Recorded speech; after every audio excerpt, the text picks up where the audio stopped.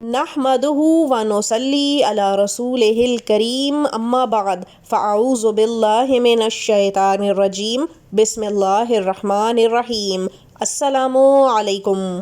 امید کرتے ہیں کہ آپ سب بخیر و عافیت ہوں گے۔ معزز سامعین گرامی، آج کا موضوع جو ہم آپ کے لیے لے کر حاضر ہوئے ہیں، آپ نے ٹائٹل سے پڑھ ہی لیا ہوگا۔ آج ہم بے اولاد جوڑوں کے لیے خصوصاً ماہ رجب کے حوالے سے ایسا وظیفہ لے کر حاضر ہوئے ہیں جو ایک ہی دن کرنا ہے، اور اس ایک بار کے کرنے میں ہی اللہ پاک اتنی برکت ڈال دیں گے کہ انشاءاللہ آپ کو اسی مہینے خوشخبری مل جائے گی۔ یہ خاص وظیفہ سورہ کوثر، بسم اللہ الرحمن الرحیم، انا اعطیناک الکوثر فصلی لربک وانحر ان شانئک ھو الابتر، اور اللہ تعالیٰ کے نام یا اللہ یا سلام کے ساتھ ملا کر پڑھنا ہے۔ اگر آپ ہمارے بتائے گئے طریقے سے اس وظیفے کو کر لیتے ہیں تو ہم گارنٹی دیتے ہیں کہ اسی ایک مہینے کے اندر اندر آپ کو اللہ تعالیٰ کی طرف سے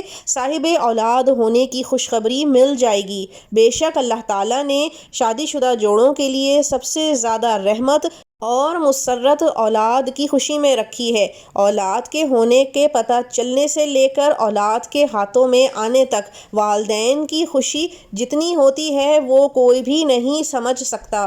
اولاد جہاں ایک عورت کو مکمل کرتی ہے، اسی طرح سے ایک مرد کے بڑھاپے میں جھکتے ہوئے کندھوں کا سہارا بنتی ہے۔ یہ دکھ، یہ رنج کہ اولاد نہیں ہو پا رہی، یہ وہی سمجھ سکتے ہیں جن کے ہاں اولاد نہیں ہے۔ حسرت اور تکلیف کی ملی جلی کیفیت نظروں سے عیاں ہو جاتی ہے۔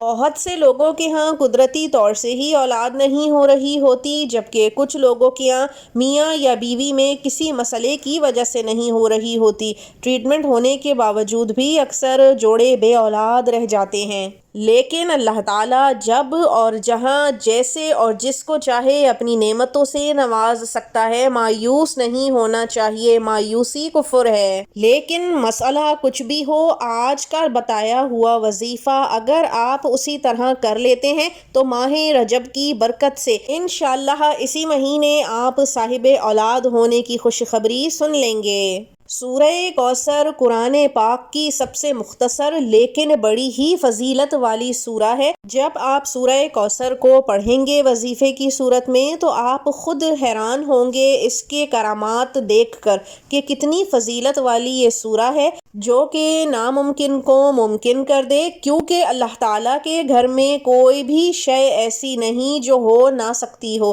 بس میرے رب کی کن کہنے کی دیر ہے۔ اور ہم بھی یہ دعا کرتے ہیں کہ ایسے تمام جوڑے جو بے اولاد ہیں، جو اولاد کی خوشی سے محروم ہیں، ترس رہے ہیں، اللہ تعالیٰ اس ماہ رجب کی برکت سے سورہ کوثر کی فضیلت کے طفیل حضور پاک صلی اللہ علیہ وآلہ وسلم کے وسیلے سے، جو کہ میرے رب کو سب سے زیادہ محبوب ہیں، اولاد کی نعمت عطا فرمائے اور از جلد اسی مہینے میں ان کو خوشخبری سنوا دے، آمین۔ معزز سامعین، رجب کا مہینہ اللہ پاک کا مہینہ ہے۔ اللہ تعالیٰ فرماتا ہے کہ ہے کوئی بندہ جو مجھ سے مانگے، مغفرت مانگے، مراد مانگے، دعا مانگے، ہدایت مانگے۔ اب یہ ہمارے اوپر ہے کہ ماہ مجرب کی فضیلت کو سمجھتے ہوئے، اس کی اہمیت کو جانتے ہوئے عبادات کریں اور وظائف کا سہارا لے کے اپنی دعاؤں کو بھی قبول کروائیں، کیونکہ اس ماہ مبارک میں اللہ تعالیٰ کی طرف سے رحمتیں اور برکتیں نازل فرمائی جاتی ہیں۔ سبحان اللہ۔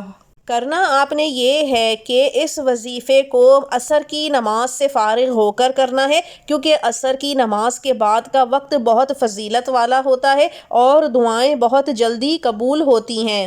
عصر کی نماز سے فارغ ہو کر آپ نے قبلہ رخ ہو کر بیٹھ جانا ہے۔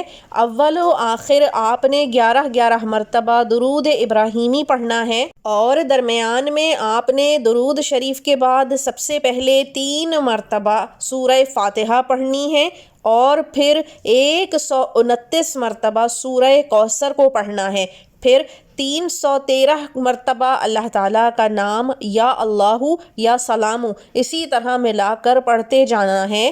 پھر آخر میں 3 مرتبہ دوبارہ سورہ فاتحہ پڑھ کر درود پاک کو پڑھ لینا ہے۔